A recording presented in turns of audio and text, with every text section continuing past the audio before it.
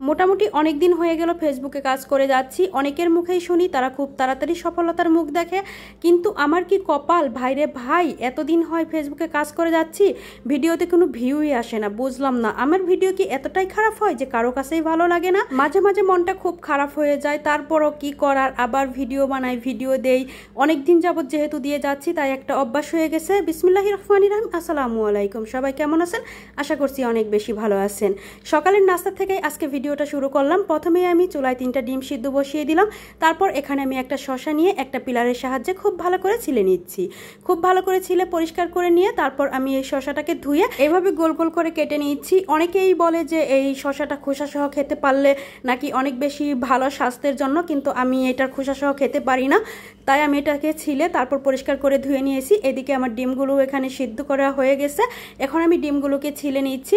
ডিমটা কয়েকদিন আগে ফ্রিজে রাখা ছিল, এই জন্য খুব ভালোভাবে খোসাটা উঠে গেছে। আপনারা যদি বাজার থেকে এনেই ডিমগুলো সিদ্ধ করেন তাহলে সিদ্ধ করার সময় একটু লবণ দিয়ে দেবেন, তাহলে কিন্তু ডিমের খোসাটা ছাড়াতে অনেক বেশি সহজ হবে আর ডিমগুলো নষ্ট হয়ে যাবে না। এরপর ডিমগুলোকে আমি কেটে নিলাম, কেটে একটু উপর দিয়ে লবণ দিয়ে তারপর সকালের নাস্তাটা করে নিলাম। এরপর দুপুরে রান্নার আয়োজন করে নিচ্ছি। এখানে আমি মাছের মাথা আজকে রান্না করব। মাছের মাথাগুলোকে ভিজিয়ে রেখেছি আর নিয়েছি সিমের বিচি। এই সিমের বিচিগুলো ডিপে ফ্রোজেন করা ছিল। কিছুক্ষণ ভিজিয়ে রেখে তারপর এগুলোকে এভাবে হাত দিয়ে চাপ দিলে সাথে সাথে খোসাগুলো থেকে সিমের বিচিগুলো বের হয়ে যাচ্ছে। দেখতে পাচ্ছেন আমি খুব তাড়াতাড়ি আর খুব সহজেই সবগুলো বের করে নিয়েছি। এরপর এখানে আমি নিয়ে নিয়েছি 3টা পেঁয়াজ। পেঁয়াজগুলোকে খুব ভালোভাবে খোসা ছাড়িয়ে নিয়েছি। যদিও আমি ছুরি দিয়ে কাজ করাতে এক্সপার্ট না, অনেকেই দেখি ছুরি দিয়ে কাটে, আমার কাছে দেখতে ভালোই লাগে তাই আমিও একটা চেষ্টা করলাম। যদিও আমি ছুরি দিয়ে কাটার অভ্যস্ত না। পেঁয়াজগুলো ছিলে নেওয়া হয়ে গেছে। তারপর পেঁয়াজ, কাঁচামরিচ আর টমেটো আমি খুব ভালো করে পানি দিয়ে ধুয়ে নিলাম। এখন পেঁয়াজগুলোকে আমি ছুরি দিয়ে কেটে নেব।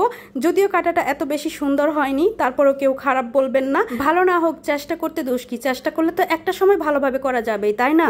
সবগুলো পেঁয়াজই আমার এখানে কেটে নেওয়া হয়ে গেছে। এখন আমি পেঁয়াজগুলোকে তুলে নিচ্ছি। তুলে নিয়ে তারপর এখানে আমি কাঁচামরিচগুলোকে নিয়ে নিয়েছি। কাঁচামরিচগুলোকে নিয়ে মাথার কাজটা আমি একটু কেটে নিচ্ছি। আপনারা চাইলে একদম ফালি করেও নিতে পারেন। আমি মাথার কাজটাকে কেটে নিলাম। কেটে নিয়ে তারপর কাঁচামরিচগুলোকেও আমি তুলে রেখে দিচ্ছি। তারপর টমেটোটাকে নিয়ে নিলাম। টমেটোটাকে নিয়ে 2 টুকরো করে তারপর এটাকে ছোট ছোট করে কেটে নেব। যেহেতু সিমের বিচির সাথে রান্না করব তাই যাতে সিমের বিচির সাথে মিলে যায় এই জন্য ছোট ছোট করে কেটে নিচ্ছি।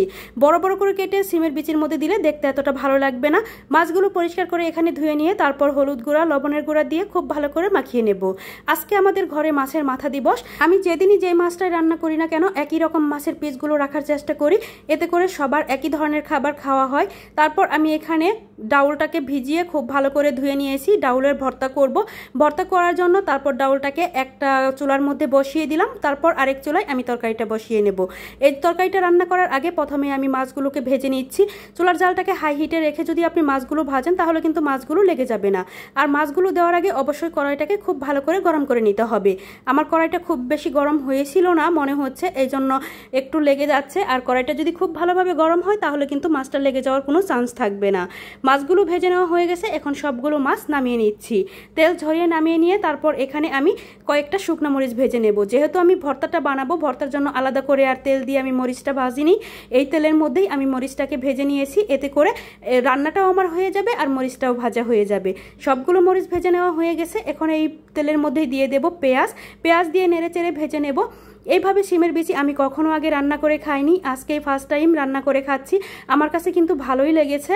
আপনাদের কাছে সিমের বিচির তরকারি কেমন লাগে অবশ্যই বলে যাবেন।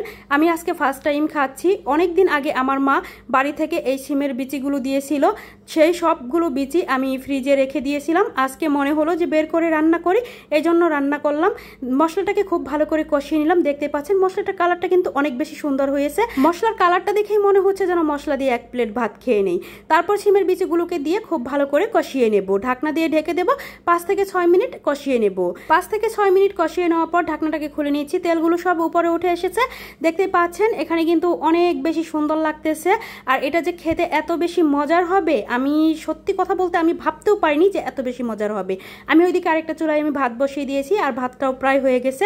আমি এখানে ঝোল দিয়ে তারপর ঝোলটা যখন ফুটে উঠেছে ঝোলের মধ্যে দিয়ে দিলাম মাছগুলোকে দিয়ে ঝোলের মধ্যে ডুবিয়ে দিতে হবে। এতে করে মাছের মাথার ভেতরে যদি কোথাও কাঁচা থাকে তাহলে এটা খুব ভালোভাবে কুক হয়ে যাবে। তারপর দিয়ে দিলাম টমেটো কুচি, দিয়ে দিলাম কাঁচামরিচ ফালি, দিয়ে ঢাকনা দিয়ে ঢেকে রান্না করে নেব। এদিকে ভর্তাটাকে আমি বানিয়ে নেব। শুকনো মরিচ নিয়ে নিলাম শুকনো মরিচের উপর লবণ, তারপর মরিচটাকে খুব ভালো করে ডলে নিচ্ছি। অনেকক্ষণ আগে যেহেতু শুকনো মরিচটাকে ভেজে রেখেছিলাম তাই মরিচটা একটু নরম হয়ে গেছিলো, আমার এখানে মাখতে একটু অসুবিধা হচ্ছিল।